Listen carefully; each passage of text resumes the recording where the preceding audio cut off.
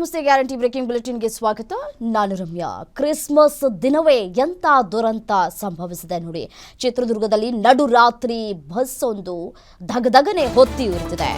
ಹಿರಿಯೂರು ಬಳಿ container bus ನಡುವೆ ಡಿಕ್ಕಿಯಾಗಿದೆ. ಚಿತ್ರದುರ್ಗ ದುರಂತದಲ್ಲಿ 5 ಬದುಕಿ ಉಳಿದಿದ್ದೇ ರೋಚಕ. ಕಂಟೈನರ್ ಡಿಕ್ಕಿಯಾದಾಗ ಬಸ್ ಹಿಂಭಾಗದ ಗ್ಲಾಸ್ ಅನ್ನ ಬ್ರೇಕ್ ಮಾಡಿದ್ದಾರೆ. ಬಸ್ ಹಿಂದೆ ಕುಳಿತಿದ್ದಂತಹ 5 ವಿಂಡೋದಿಂದ ಜಂಪ್ ಆಗಿದ್ದಾರೆ. ನನ್ನ ಮಗಳು ಸೇರಿ 5 ವಿಂಡೋದಿಂದ ಜಂಪ್ ಆದ್ರು. ಬಸ್ ದುರಂತದ ಭಯಾನಕತೆಯನ್ನ ಬಿಚ್ಚಿಟ್ಟಿದ್ದಾರೆ ಇಶಾ ತಾಯಿ. ಚಿತ್ರದುರ್ಗದ ಈ ಒಂದು ಬಸ್ ಅಪಘಾತದ ಒಂದೊಂದು ದೃಶ್ಯಗಳು ಒಂದೊಂದು ಕಥೆಯನ್ನ ಹೇಳ್ತಾ ಇದೆ.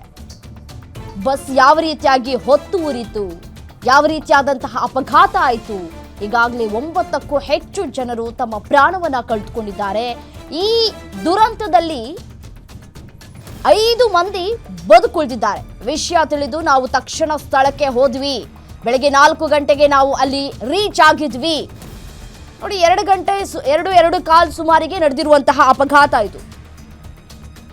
ಈ ಅಪಘಾತದಲ್ಲಿ ಈ ಗ್ಲಾಸ್ ಇರುತ್ತಲ್ಲ ಹಿಂಭಾಗ, ಬಸ್ನ ಹಿಂಭಾಗ, ಆ ಗ್ಲಾಸ್ ಅನ್ನ ಒಡೆದುಕೊಂಡು ಆಚೆ ಬಂದು ತಮ್ಮ ಪ್ರಾಣವನ್ನ ಉಳಿಸಿಕೊಂಡಿದ್ದಾರೆ 5. ನನ್ನ ಮಗಳು ಸೇರಿ 5 ವಿಂಡೋದಿಂದ ಜಂಪ್ ಮಾಡಿದ್ದಾರೆ. ಬಸ್ ದುರಂತದ ಭಯಾನಕತೆಯನ್ನ ಇಶಾ ಅವರ ತಾಯಿ ಬಿಚ್ಚಿಟ್ಟಿದ್ದಾರೆ. ಯಾವ ರೀತಿಯಾಗಿ ಬದುಕುಳಿದ್ರು ಅನ್ನೋದು ನಮಗೆ ವಿಷಯ ತಿಳಿದ ತಕ್ಷಣ ನಾವೆಲ್ಲರೂ ಕೂಡ ಇಲ್ಲಿಂದ ಹೊರಟ್ವಿ. ಬೆಳಗ್ಗೆ 4 ಗಂಟೆಗೆ ನಾವು ಸ್ಥಳಕ್ಕೆ, ಅಪಘಾತ ಆಯ್ತಲ್ಲ ಆ ಸ್ಥಳಕ್ಕೆ ರೀಚ್ ಆದ್ವಿ ಅಂತ ಹೇಳಿ ಮಾಹಿತಿಯನ್ನ ಹಂಚಿಕೊಂಡಿದ್ದಾರೆ. ಜಂಪ್ ಮಾಡಿ ಇನ್ನೂ 2 ಇವ್ರ ಜೊತೆ ಇನ್ನೂ ಒಟ್ಟು 5 ಜನ ವಿಂಡೋ ಇಂದಾನೆ ಹೊರಗಡೆ ಬಂದಿದ್ದಾರಂತೆ. ರಿಮೈನಿಂಗ್ ಇನ್ನೂ ಇದ್ರು ಒಳಗಡೆ. ಆಲ್ರೆಡಿ ಅಲ್ಲಿ ಸ್ಮೆಲ್ಸ್ ಬರ್ತಾ ಇದ್ವು, ಹೊಗೆದು ಅಂತ ಹೇಳಿದ್ರು. ಇನ್ನು ಟ್ರೀಟ್ಮೆಂಟ್ ಅಲ್ಲಿ ಇದ್ದಾರೆ. ಹೇಳಬೇಕು ಡಾಕ್ಟರ್ನ ಏನು ಅಂತ.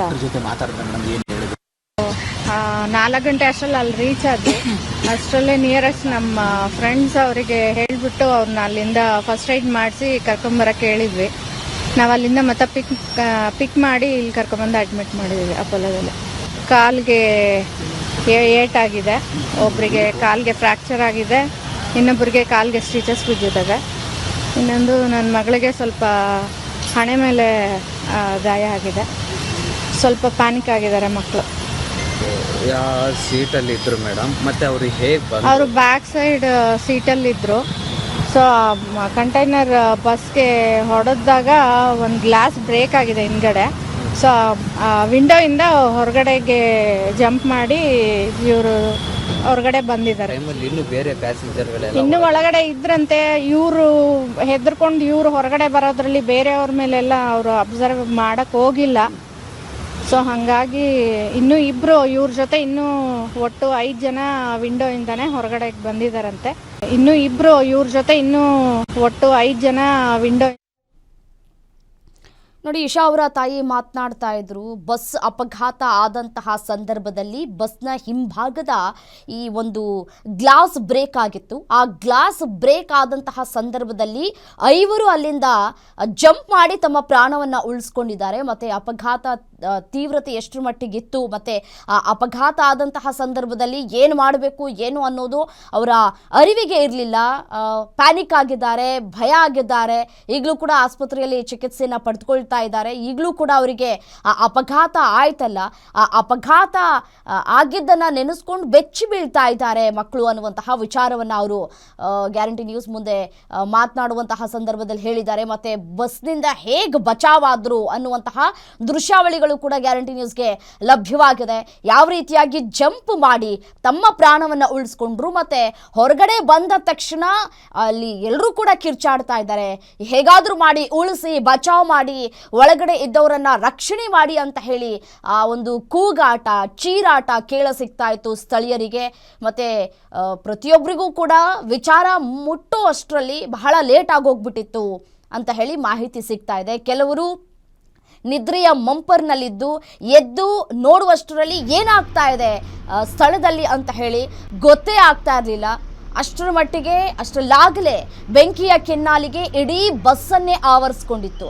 ಎಲ್ಲೆಲ್ಲಿ ಹೊರಗಡೆ ಬರೋದಕ್ಕೆ ಸಾಧ್ಯವಾಯಿತೋ ಅಲ್ಲಿಂದ ಕೆಲವರು ಕಿಟಕಿಯ ಗ್ಲಾಸ್ಗಳನ್ನು ಹೊಡೆದು ಜಂಪ್ ಮಾಡಿಕೊಂಡು ತಮ್ಮ ಪ್ರಾಣವನ್ನು ಉಳಿಸ್ಕೊಂಡಿದ್ದಾರೆ. ಉಳಿದ ಪ್ರಯಾಣಿಕರನ್ನ ರಕ್ಷಣೆ ಮಾಡೋದಕ್ಕೂ ಕೂಡ ಸಾಧ್ಯವಾಗಲಿಲ್ಲ ಅಂತ ಹೇಳಿ ತಮ್ಮ ಅನುಭವ ಆದಂತಹ ಈ ಸ್ಥಳದಲ್ಲಿ ಏನು ಅಪಘಾತ ಆಯ್ತಲ್ಲ, ಆ ಅಪಘಾತ ನಡೆದಂತಹ ಸಂದರ್ಭದಲ್ಲಿ ಏನು ಅನುಭವ ಆಯಿತು ಅನ್ನೋದನ್ನ ತಮ್ಮ ಕುಟುಂಬಸ್ಥರಿಗೆ ಒಬ್ಬೊಬ್ಬರೇ ಮಾಹಿತಿಯನ್ನು ಹಂಚ್ಕೊಳ್ತಾ ಇದ್ದಾರೆ. ಹೇಗಾಯಿತು ಅಪಘಾತ ಆದಂತಹ ಸಂದರ್ಭದಲ್ಲಿ ಏನು ಮಾಡ್ತಾ ಇದ್ರು, ಹೇಗೆ ಜಂಪ್ ಆದರು, ಇನ್ನೂ ಒಂದಷ್ಟು ಸುಟ್ಟ ದೇಹಗಳನ್ನು ಕೂಡ ನಾವು ಗಮನಿಸಿದ್ದೇವೆ. ಮತ್ತು ಕೆಲವರ ಮೊಬೈಲ್ಗಳೆಲ್ಲವೂ ಕೂಡ ಸ್ವಿಚ್ ಆಫ್ ಆಗಿದೆ. ಯಾರಿಗೂ ಕೂಡ ಕೆಲವರಿಗೆ ಕಾಂಟ್ಯಾಕ್ಟ್ ಮಾಡೋದಕ್ಕೆ ಸಾಧ್ಯ ಆಗ್ತಾ ಇಲ್ಲ. ಸದ್ಯಕ್ಕೆ ಸ್ಥಳದಲ್ಲಿ ಅಧಿಕಾರಿಗಳು ಕೂಡ ಬೀಡು ಬಿಟ್ಟಿದ್ದಾರೆ. ತನಿಖೆ ಸಾಗ್ತಾ ಇದೆ. ಜವನಗೊಂಡಹಳ್ಳಿ ಚಿತ್ರದುರ್ಗದಲ್ಲಿ ಈಗ ಕುಟುಂಬಸ್ಥರನ್ನ ಕಳ್ಕೊಂಡವರ ಆಕ್ರಂದನ ಮುಗಿಲು ಮುಟ್ಟಿದೆ. ಗೋಕರ್ಣಕ್ಕೆ ಕೆಲವರು ಪ್ರಯಾಣವನ್ನು ಬೆಳೆಸ್ತಾ ಇದ್ರು. ಸೊ ಹಾಗಾಗಿ ಕೆಲವೊಂದಷ್ಟು ಪ್ರಕರಣಗಳು ಕೂಡ ಇಲ್ಲ ನಡೆದಿದೆ. ಏನಪ್ಪ ಅಂತಂದರೆ ಕೆಲವರು ಮಿಸ್ಸಿಂಗ್ ಆಗಿದ್ದಾರೆ ಅನ್ನುವಂತಹ ಮಾಹಿತಿಗಳು ಕೂಡ ಸಿಗ್ತಾ ಇದೆ. ಮಿಸ್ಸಿಂಗ್ ಆಗಿರೋರು ಈ ಒಂದು ಬೆಂಕಿಯ ಕೆನ್ನಾಲಿಗೆಗೆ ಅಥವಾ ಬಸ್ಸು ಉರಿದಂತಹ ಹಿನ್ನೆಲೆಯಲ್ಲಿ ಸುಟ್ಟು ಭಸ್ಮವಾಗಿದ್ದಾರಾ ಗೊತ್ತಿಲ್ಲ. ಒಂದಷ್ಟು ಅನುಮಾನಗಳು ಕೂಡ ಇಲ್ಲಿ ವ್ಯಕ್ತವಾಗ್ತಾ ಇದೆ. ಅಥವಾ ಬಸ್ನಿಂದ ಹೊರಗಡೆ ಬಂದ ತಕ್ಷಣ, ಜಂಪ್ ಆಗಿದ ತಕ್ಷಣ ಯಾರ್ದಾದ್ರೂ ಸಹಾಯವನ್ನು ಪಡೆದುಕೊಂಡು ಆಸ್ಪತ್ರೆಗೆ ಹೋದ್ರ, ನೆರವನ್ನು ಪಡೆದುಕೊಂಡ್ರ, ಆಸ್ಪತ್ರೆಗೆ ದಾಖಲಾಗಿದ್ದಾರಾ ಗೊತ್ತಿಲ್ಲ. ಕೆಲವರು ಮಿಸ್ಸಿಂಗ್ ಆಗಿದ್ದಾರೆ, ಕೆಲವರು ಸಣ್ಣ ಪುಟ್ಟ ಗಾಯಗಳಿಂದ ಬಚಾವಾಗಿದ್ದಾರೆ, ಆಸ್ಪತ್ರೆಯಲ್ಲಿ ಚಿಕಿತ್ಸೆಯನ್ನು ಕೂಡ ಪಡೆದುಕೊಳ್ತಾ ಇದ್ದಾರೆ. ಬಸ್ ದುರಂತದ ಭಯಾನಕತೆಯನ್ನು ಬಿಚ್ಚಿಟ್ಟಿದ್ರು ಈಶಾ ಅವರ ತಾಯಿ. ಸದ್ಯಕ್ಕೆ ಇರುವಂತಹ ದೊಡ್ಡ ಟಾಸ್ಕ್ ಏನಪ್ಪ ಅಂತಂದರೆ, ಬಸ್ ನೀವು ಗಮನಿಸ್ತಾ ಇದ್ದೀರಿ, ಕಂಪ್ಲೀಟಾಗಿ ಸುಟ್ಟು ಕರಕಲಾಗಿದೆ.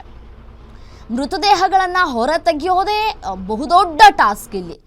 ಸೊ ಯಾರ ಮೃತದೇಹ, ಯಾರದ್ದು, ಏನು ಕತೆ ಐಡೆಂಟಿಫೈ ಮಾಡೋದು ಕೂಡ ಬಹಳ ದೊಡ್ಡ ಟಾಸ್ಕ್ ಇಲ್ಲಿ. ಸೊ ಹಾಗಾಗಿ